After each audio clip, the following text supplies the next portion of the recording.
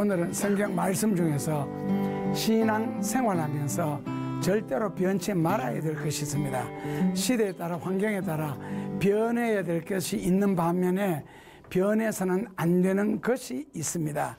예를 들어서 뭐 상황에 따라 환경에 따라 사랑이 변한다든지 의리가 변한다든지 이런 것은 아니잖아요.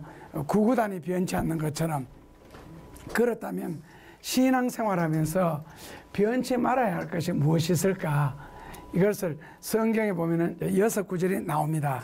변하지 말아야 될 것. 첫째로는 디모데전서 5장 12절에 처음 믿음이 변하지 말아야 된다. 둘째로는 룻기 1장 7절에 하나님을 향한 믿음의 절개가 바뀌면 안 된다. 셋째로는 시편 119편 33절 내가 끝까지 주의 말씀을 순종하리라 하는 이 부분과 넷째로는 디모데전서 4장 7절에서 8절에 경건을 연습해라. 평생에 너희에게 유익할 것이다.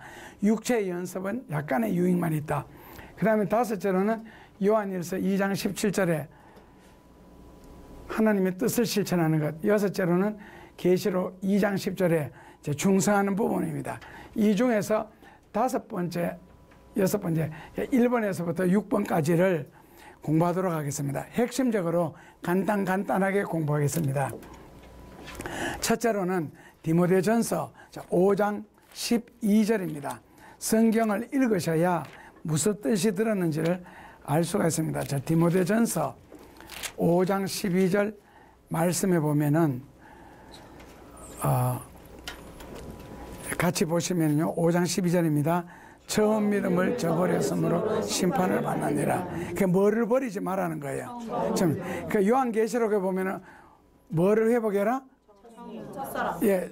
처음 행위를 회복하라 그랬죠. 성경에는 첫사랑을 회복하라는데 실제로는 첫사랑을 회복하는 방법이 없고 처음 행위, 이제 계시록에는 그렇게 나옵니다. 그것처럼 처음 행위를 회복해라. 그 다음에 처음 믿음을 저버렸으므로 심판을 받는다 그랬죠. 디모데전서 5장 12절에 처음 믿음을 저버렸으므로 심판을 받느니라 그랬습니다. 여기서 처음 믿음이 과연 무엇일까? 처음 믿음이 신앙생활하면서 절대로 변치 말아야 할 것 중에서 처음 믿음을 저버리지 마라 했을 때 처음 믿음이 무엇일까? 라고 했을 때 처음 믿음은 뭐겠어요? 우리가 인간적으로 상식적으로 생각하면 예수님을 처음 믿고 은혜 받고 충성하고자 하는 마음이 있잖아요. 그거 처음 믿음이라고 생각하면 안 됩니다. 그게 성경에서 말하는 처음 믿음이 아닙니다. 그게 이제 전형적으로 인간적으로 생각하는 건데 이 처음 믿음을 저버리면 뭐를 받는다? 심판을 받는다 그랬지요. 그렇다면 처음 믿음이 무엇일까? 처음 믿음을 저버리면 심판을 받는다는 말이 어느 성경에 기록되어 있어요? 디모데전서 몇 장? 5장에 기록되어 있죠. 디모데전서 5장에 기록되어 있습니다. 자, 그렇다면 디모데전서 5장은 무슨 내용이냐 했을 때에 과부에 대한 이야기가 디모데전서 5장입니다.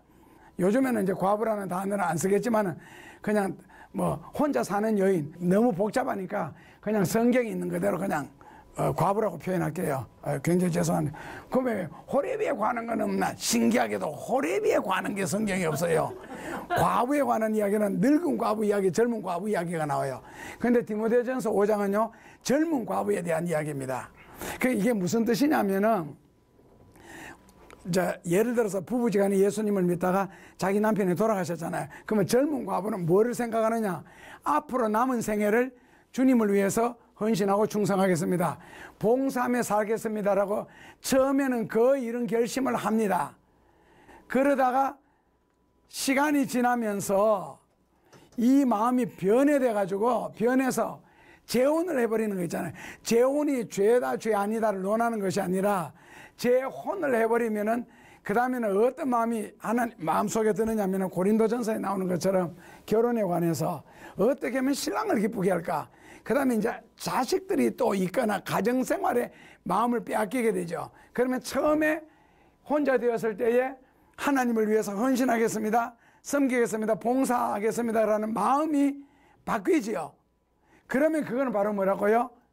심판의 대상이고 바로 성경 그대로 해석을 하면은 저주의 대상입니다. 이 심판이라는 말은 저주라는 단어입니다. 원어에서는요. 그래서 결국에는 결혼할 목적으로 봉사를 하려고 결심했던 것, 섬기려고 결심했던 마음이 변하는 것은 하나님 앞에 심판, 다시 말하면 이거는 저주의 대상이라는 뜻입니다. 저주의 대상. 그래서 여기서 처음 믿으면 뭐라고요? 남편이 죽고 난 뒤에 젊은 과부가 되었을 때에 하나님을 열심히 잘 섬기겠습니다는 그 믿음이 처음 믿음입니다. 예수 처음 믿고 은혜 받은 게 아니에요. 그래서 그 믿음이 바뀌는 것은 뭐라고요? 심판의 대상이 되고 바로 저주의 대상이 됩니다. 봉사하지 않고 섬기지 않는 것. 그러니까 처음 마음을 잘 먹어야 된다는 뜻입니다. 그래서 신앙생활하면서 절대로 변치 말아야 할 것이 하나님 앞에 다른 말로 바꾸면 약속한 것, 서원한 것, 맹세한 것, 이런 것이 바뀌는 것은 처음 믿음이 바뀌는 겁니다. 왜냐하면 처음 교회 다니고 처음 예수 믿고 그 이야기가 아니기 때문에.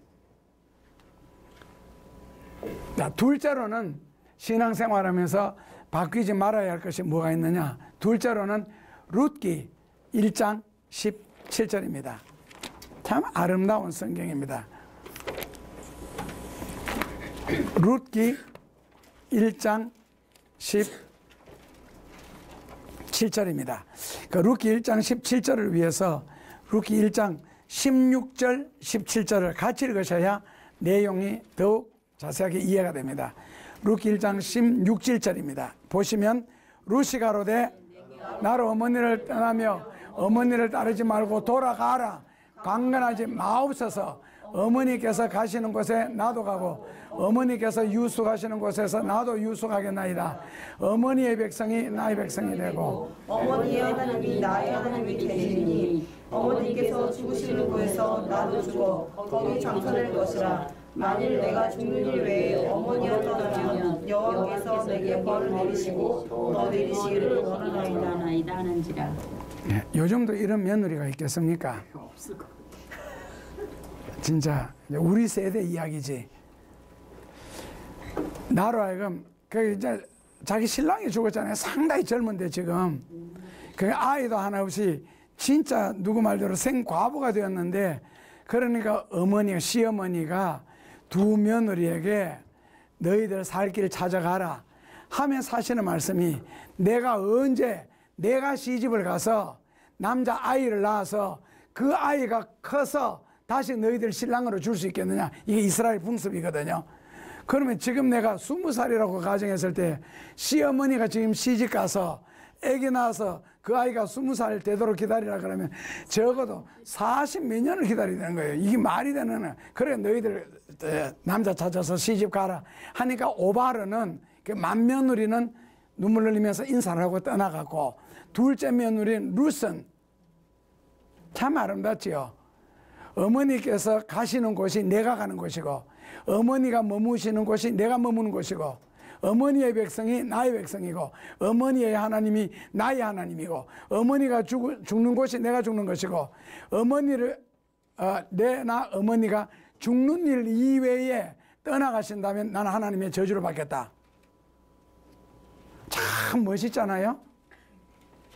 어머니 하나님이 나의 하나님. 이것을 만약에 이 어머니를, 시어머니를 교회라고 생각한다면 어떻겠어요? 목회자라고 생각한다면, 그래서 그 모세가 이스라엘 백성들 300만 명을 애굽에서 끌고 나올 때 그 300만 명 중에는 모세를 거부하고 대적하는 이런 사람들이 훨씬 많았잖아요. 그런데 적극적인 협조자 2명, 그렇지요. 아론과 결국에는 아론과 훌 2명이 있으니까 300만 명을 이끌고 나갈 수 있겠다. 그 중에 막 우글우글대면서 온갖 원망 불평 대적을 사사건건 트집을 잡을지라도 철저한 협조자 2명이 있으니까 모세는 목회를 하더라는 겁니다. 결국에는 목회 실패하는 것은 나를 위해서 아론과 훌과 같은 2명이 없기 때문에 목회에 실패하는 거예요. 2명이 없기 때문에. 그래서 오늘 룻 같은 경우에는 룻은 시어머니에게 룻과 같은 어떤 존재 있잖아요. 그래서 우리가 평생을 살면서 그 예수님의 품을 떠나는 것, 진리의 품을 떠나는 이런 것은 생각할 수도 없고, 또 진리를 무시해서 어떻게 하나님 앞에 무난한 삶을 신앙생활을 할 수가 있겠어요. 그래서 결국 이 믿음의 절개는 진리의 품을 생각해야 되고 예수님의 품을 생각해야 되는 거예요. 그래서 이 믿음의 절개를 지켜주는, 그러니까 이 두 번째 부분에서는 그 룻기 1장 16절에서 17절 이것을 해석하지 말고 그대로 받아들이는 것이 제일 좋을 것 같습니다. 그 셋째로는 신앙생활하면서 절대로 변치 말아야 할 것이 무엇이느냐? 시편 119편 33절입니다. 시편 119편 33절요. 거기를 읽어보시면 이런 내용이 나옵니다. 여호와여, 주의 연례의 도를 내게 가르치소서. 내가 끝까지 지키리라. 내가 끝까지 지키리라. 이 끝이라는 단어가 영어로 뭐겠어요? 끝까지 지키리라. 끝이라는 단어가 영어로 finish or end가 아니라는 뜻입니다. 여기서 끝까지 지키겠다는 말은 reward, 보상이라는 뜻입니다. 답례라는 뜻이고요. 그러니까 내가 말씀을 끝까지 순종하겠다는 말은 죽는 순간까지 예수님의 말씀을 실천하겠다는 그런 뜻이 아니고, 하나님의 말씀을 순종하는 일에 내가 뭐 받을 때까지? 복을 받을 때까지, 보상을 받을 때까지, 보답을 받을 때까지, 은혜의 대가를 받을 때까지 순종하겠다는 거예요. 어떤 면에서 굉장히 현실적이고 진리적이고 인간적이죠. 그게 성경이라는 거거든요.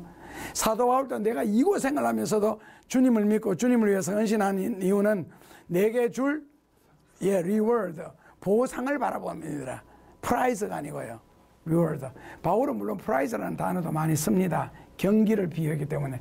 그래서 끝까지 순종한다 그러는 말은 뭐 받을 때까지? 복을 받을 때까지.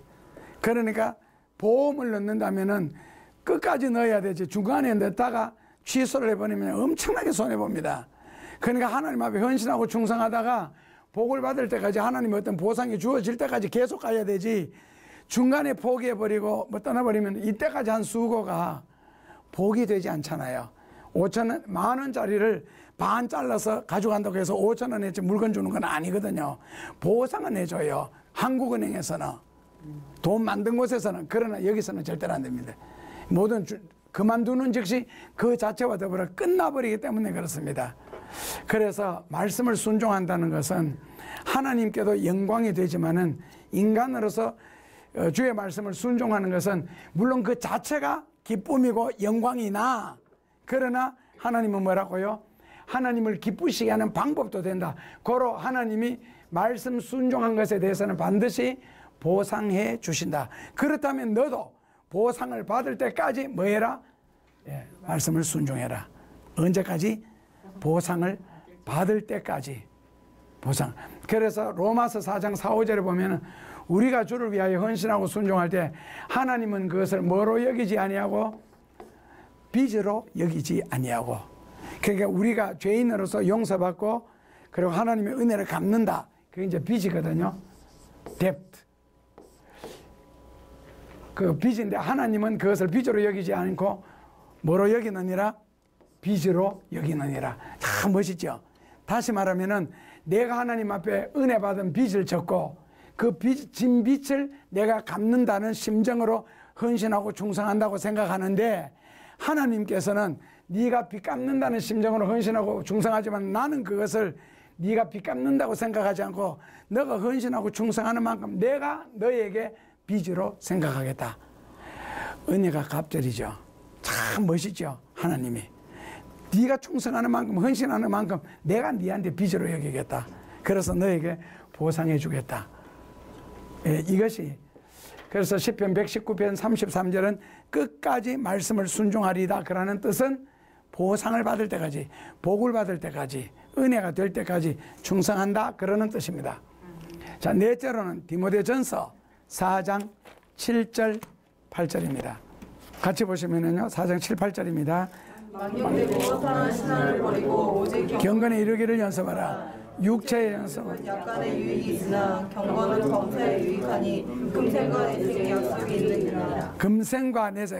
금세와 내세에서 경건을 연습해 놓으면은 거기에 대해서 반드시 하나님이 뭐가 있다? 예, 축복이 있다. 대가가 있다. 보상이 있다는 뜻입니다. 뭐를 연습해라? 예, 경건을 연습해라. 경건을 연습해라. 경건을 연습해라. 연습하다 그라는 말은 이제 헬라어로는 겁나제. 뭐라고요? 겁나제. 연습하다 그라는 말을요. 겁나제. 겁나제를 한국말로 해석하면요. 겁나제를 한국말로 해석하면 벌거벗다, 발가벗다는 뜻입니다. 그래서 이 체육관을 영어로는 뭐라 그래요? 겁나제로 시작하죠. 예, 맞습니다. 짐나지움이라 그럽니다. 체육관을요. 짐나지움이라는 말이요, 벌거벗다는 뜻입니다. 왜요? 헬라어에서 왔거든요. 세계 3대 어원이 있죠. 헬라어, 히브리어, 라틴어. 영어는 거의가 독일에서 왔고, 독일어는 거의 다 헬라어나 라틴어에서 와요. 그 짐나지움, 요 자체가 전부 다 벗다 그런 뜻입니다. 왜 그러냐면은 로마 시대 때 웃는 경기하는 조각상을 보면은 전부 다 뭐라고요? 절대로 팬티도 안 입혔겠죠. 그 중세 시대까지, 그때까지도 뭐라고요? 모든 조각 보면은 옷을 입히지 않습니다. 근데 다 왜 발가벗겼느냐? 왜요? 전투잖아요. 전쟁에 나가는데, 그래서 사도 바울이 여기 벗은 것에 대한 성경이 많아요. 그 히브리서 같은 데도 보면은 그 무거운 짐을 쉽게 다 벗어버리고 들어가라 그러는 거 있잖아요. 그거부터 해가지고 이 표현은 굉장히 많습니다. 왜냐하면은 그 로마 시대 때는 어떤 운동을 옷을 벗기느냐 하면은 요즘 우리나라 말로 바꾸면 뭐예요? 뛰는 운동이잖아요. 모든 뛰는 운동, 육상이라 그럽니까? 예, 육상계통에 그 트랙에서 하는 모든 운동, 운동장에서 하는 모든 운동 무조건 다 벗기고, 그 다음에 또 뭐를 벗기느냐면은 격투사들, 싸움하는 것들 무조건 빨갛게 벗깁니다. 그래가지고 싸움을 하도록 만들어요. 그래서 경건을 연습할 때에 왜 빨갛게 되느냐? 뭐라도 하나 입었으면은 뭐라고요? 신경을 써야 되죠. 그러니까 특히 예수님을 닮아가는 일에 좋지 않은 생활 습관이 있잖아요. 늦잠을 잔다든지, 안 그러면 토요일날 밤이 늦도록 같이 딴짓하다 주일날 어쩌고저쩌고 하는 그런 것들, 이런 것들 다 겁나제, 다 벗어야 신앙생활 제대로 할 수 있다. 그래서 뭐를 연습해라? 여기 나오네요. 경건이란 뭐라고요?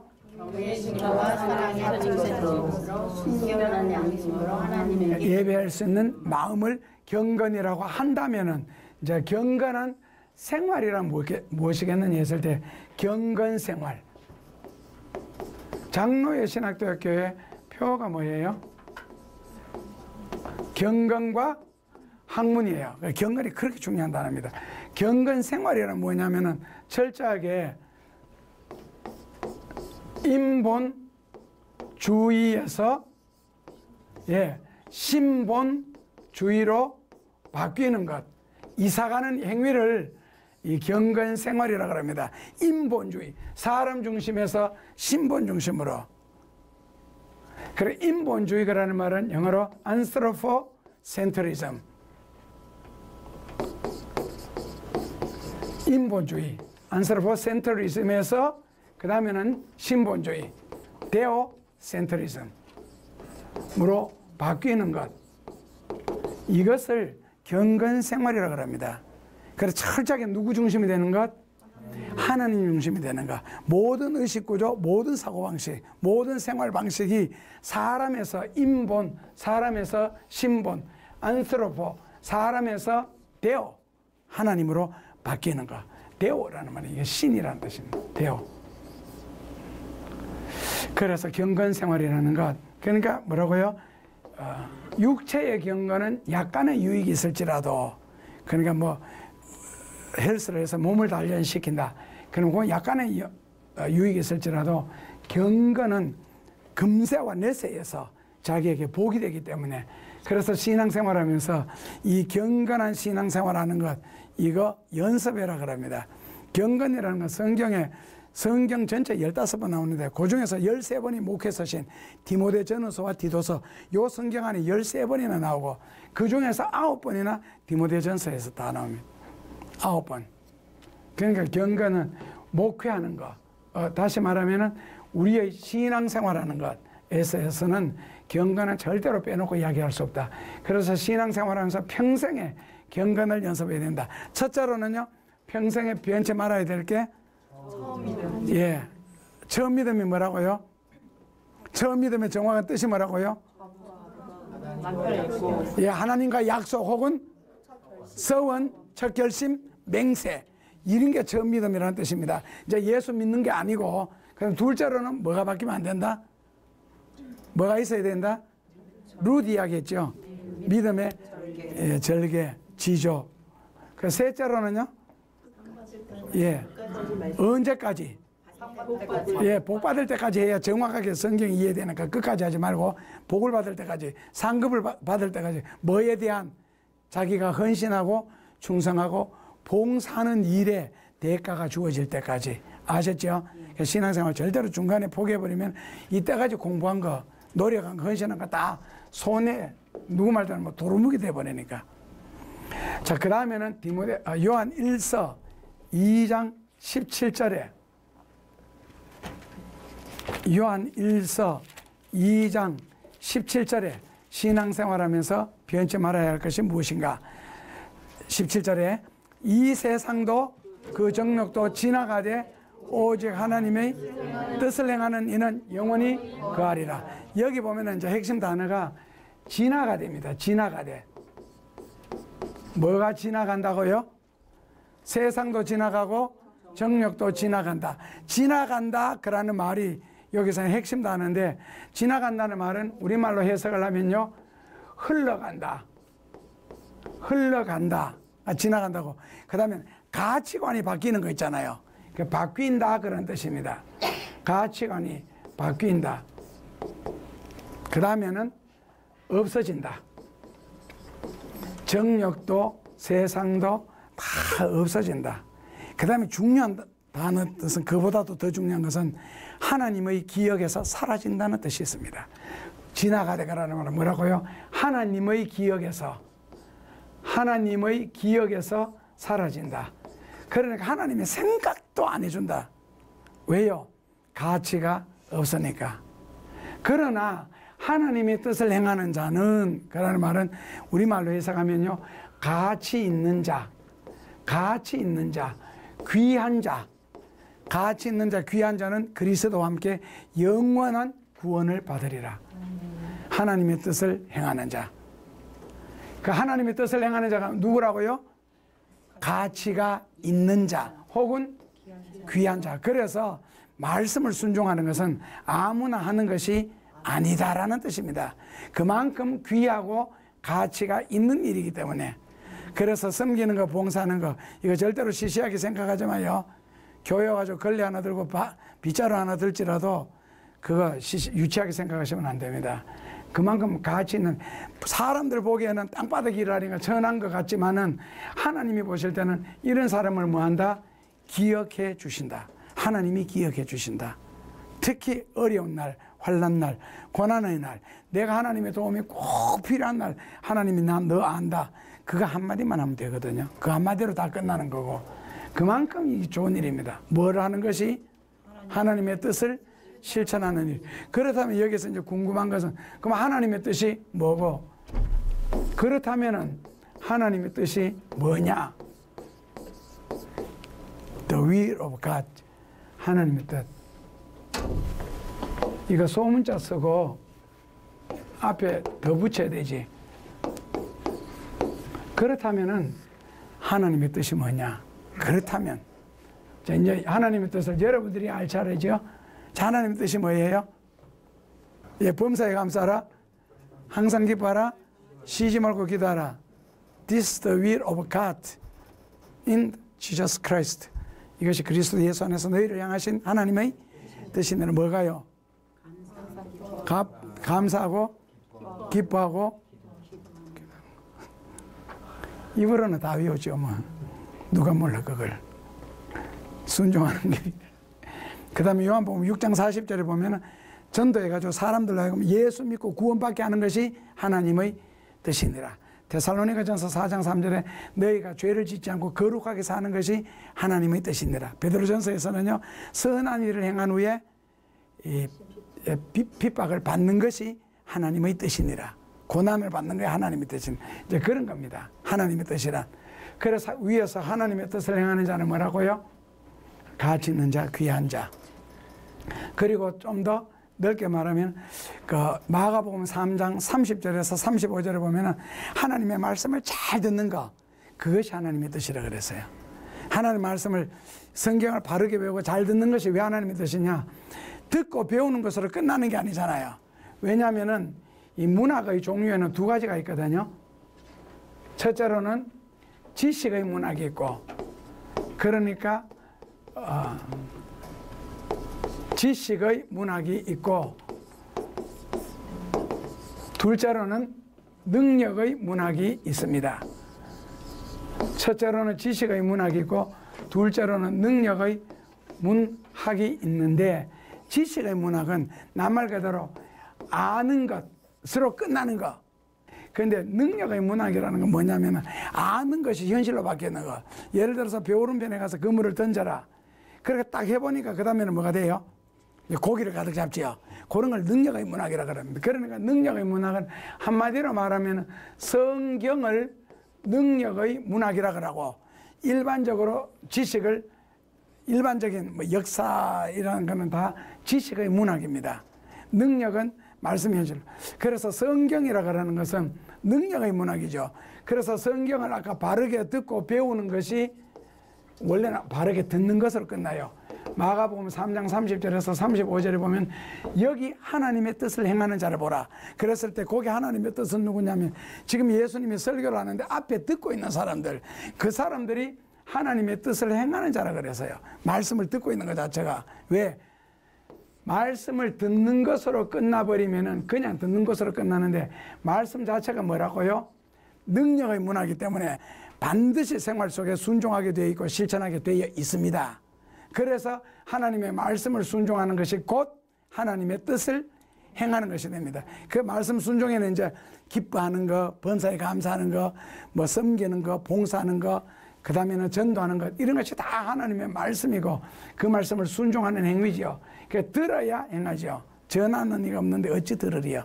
그래서 말씀을 듣는 것이 하나님의 귀한 뜻이고, 그리고 듣고 행할 수 있다면은 그는 누구라고요? 하나님이 기억하는 자요. 하나님이 가치 있게 여기는 자요. 하나님이 귀하게 여기는 자입니다. 그래서 말씀 순종하면서 누가 사람이 안 알아준다고 섭섭하다, 허전하다, 속으로 다음부터 하는가 봐라 하는 이런 선한 생각은 안 하셨으면 좋겠습니다. 마지막으로 계시록 2장 10절입니다. 실제로 계시록 2장 10절 끝에 보면 죽도록 충성하라는 끝에 이로 살짝 붙었고요. 그 앞에 내용이 더 복잡합니다. 자, 계시록 2장 10절을 같이 보시면요. 내가 장차 받을 고난을 두려워하리라. 볼지어다 너희가 장차 너희 가운데서 몇 사람을 오늘은저 시험을 받게 하리니 너희가 10일 동안 환난을 받으리라. 내가 죽도록 충성하라. 그러면 내가 생명의 면류관을 내게 주리라. 너가 죽도록 충성하라. 제일 끝에 결론으로 나오죠. 뭐로부터 시작했어요? 뭐로부터? 장차 받을. 그러니까 이제 신앙생활을 하게 되면은 믿음 때문에, 진리 때문에 받을 고난. 예, 진리 때문에 앞으로 신앙생활하면서 받을 고난을 절대로 두려워해서는 안 된다. 받을 고난을 두려워하지 마라. 볼지어다 마귀가 너희를 옥에 던져넣어 시험한다. 마귀가 우리를 가장 고통스러운 장소, 프리슨, 옥에다가 집어 던진다는 겁니다. 고통스러운 장소, 괴로운 장소. 그리고는 환난을 10일 동안 환난을 받으리라 했을 때 하나, 둘, 이틀 3일 헤아려서 10일이 아니고 일정한 기간 뭐 받으리라? 예, 환난을 받으리라. 일정한 기간 동안 환난을 받으리라. 그러니까 앞으로 받을 고난을 두려워하지 말고 마귀로부터 너희가 옥에 던져놓는 고통을 겪을지라도, 그리고 앞으로 얼마를 당할지 모르지만 환난을 겪게 된다. 그러나 너는 뭐 해라? 죽도록 충성하라는 거예요. 그래서 결국 이 말씀의 배경, 뭐냐면 충성하라. 그랬을 때 충성의 배경에는 뭐가 있느냐? 일단은 받을 고난이 있잖아요. 괴로울 고난을 두려워해서는 안 되고, 환난을 겁을 내서는 안 되고, 그 다음에는 이 마귀로부터 당하는 시험이 있잖아요. 있는 거. 그래서 충성은 누가 하느냐? 고난, 환난, 마귀로부터 온갖 시험을 다 오버커밍 해야, 극복해야 뭐라고요? 충성할 수가 있다는 뜻입니다. 편안한 가운데 뭐 있는 돈 쓰다가 남아서 안 그러면 뭐 돈에 여유가 있으니까 한다, 이거 아닙니다. 환난과 고난, 그래 자기 인생의 어떤 극단적인 부분 있잖아요. 가장 힘드는 부분, 그런 것을 극복하면서 봉사를 해야, 헌신을 해야 그것이 진정한 충성이라는 단어 뜻입니다. 노인이 장독 견다고 할 일이 없어가지고 뭐 교회 간다, 이거는 절대로 아닌. 그러니까 보면은 참 하나님이 기억할 만하고 가치 있게 생각할 만하죠. 그 성경에 연결된 모든 것들, 작은 행위 하나가 다 참 고귀하지요. 배경을 알고 나면은 자기의 어떤 궁핍을 넘어서 섬겨야 되고, 그러면서도 하나님을 향한 충성심은 변함 없어야 되고,